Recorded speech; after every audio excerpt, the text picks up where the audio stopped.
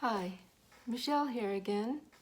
Today I wanted to talk about anxiety and depression and some ways that you can improve those issues on your own. Whenever I was younger, I had anxiety and depression pretty severely, and that was in my late teens and 20s, and I really wasn't aware of it. I just was on autopilot and was not conscious of how my thoughts were impacting my feelings and my level of anxiety, and how the way I filtered everything and my perspectives impacted how I responded. And I felt pretty much out of control as far as that.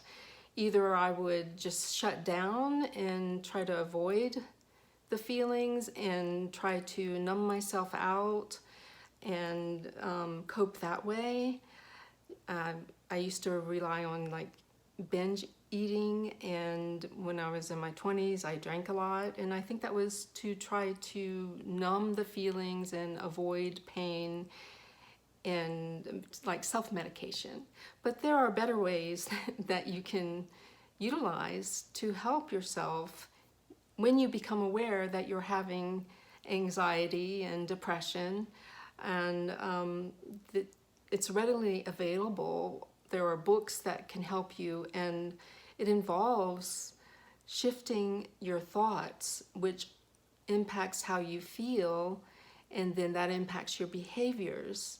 And I believe that's basically how cognitive behavioral therapy works. But you can also do this on your own through reading books and practicing, which I did by, pretty much on my own to get better. And in hindsight, I wish I would have done that sooner, but I didn't know. But as soon as I did begin figuring everything out, I did do things to help myself. And if that doesn't help, then you can get professional help too. So there's all kinds of help available. But the thing is, you have to be aware that you need help. And for years, I really wasn't aware. And that sounds weird that you wouldn't be aware of what's going on within yourself, but if you're used to it your whole life and it's your habitual way of thinking and responding, then it feels normal to you and you don't question it. Well, eventually it came to the point where I questioned it, and that was I guess specifically after I had kids. That's whenever things got better, and I started educating myself. And you can do this on your own too. You can read books that might help you, like books by Wayne Dyer and Martha Beck helped me a lot, and also being mindful and meditating and journaling. Eckhart Tolle books are good. But you just have to become aware of what you're actually thinking and feeling, and then become the observer and say, well, I'm having these thoughts and these feelings, but there's part of me outside of that is aware of it, and that can do something about it. It does not have to take over. You can have control of it, but it takes practice. You have to be mindful and become aware of when you're having these anxious thoughts and feelings, and then question them and say, well, is this really true? Is there any way I can think of this differently that would be more empowering? You can reframe them and then put them into perspective and say, well, if this isn't true, or even if I think it might be true, this negative thought or feeling, well, then could it be not that important? Will it matter tomorrow, the next day, next week, a year from now, 5 years from now? Is it priority? Do I really have to go through this? Is there a way I can shift my thinking about it to where I won't be so anxious and worried?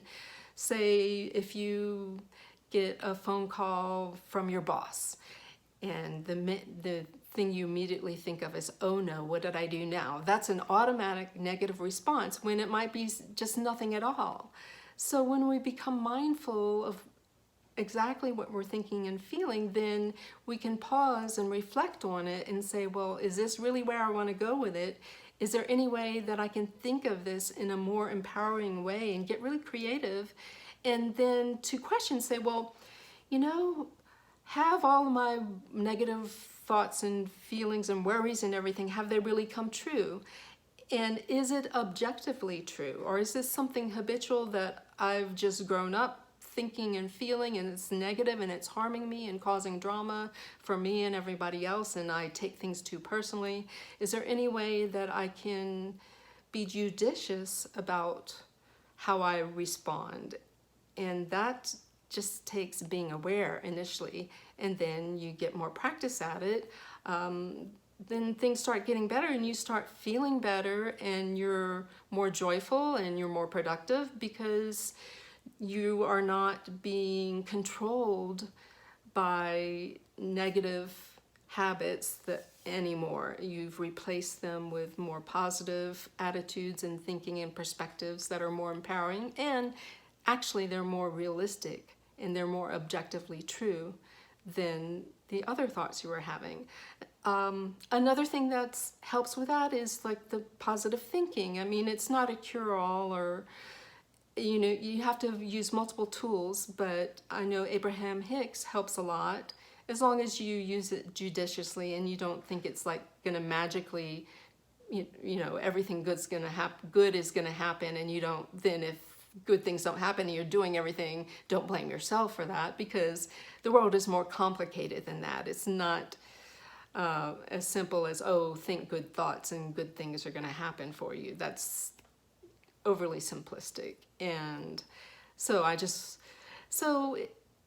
it's important too to make sure that you are using your common sense about everything as well when trying to shift your thoughts, and make sure that I've seen a lot of things in the media like Nexium and all that. You could fall into some practitioners who don't have your best interests, and if you're shifting your thoughts and you're being controlled or coerced or manipulated that way, then it's important to honor your feelings too. You have to have a balance where, yes, some of your negative feelings are valid and you need to listen to them because they're what keep you safe.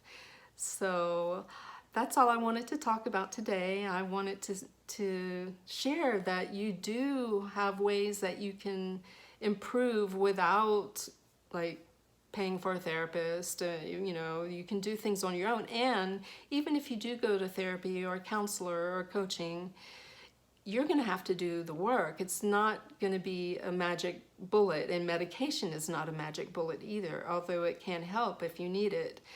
But it's going to take a lot of effort on your part to do what you can to get better. And then that will be so empowering because you know that you can get better and you have control over your life and you have more agency than you ever realized. So thank you so much for listening and watching, and I'll see y'all tomorrow. Bye.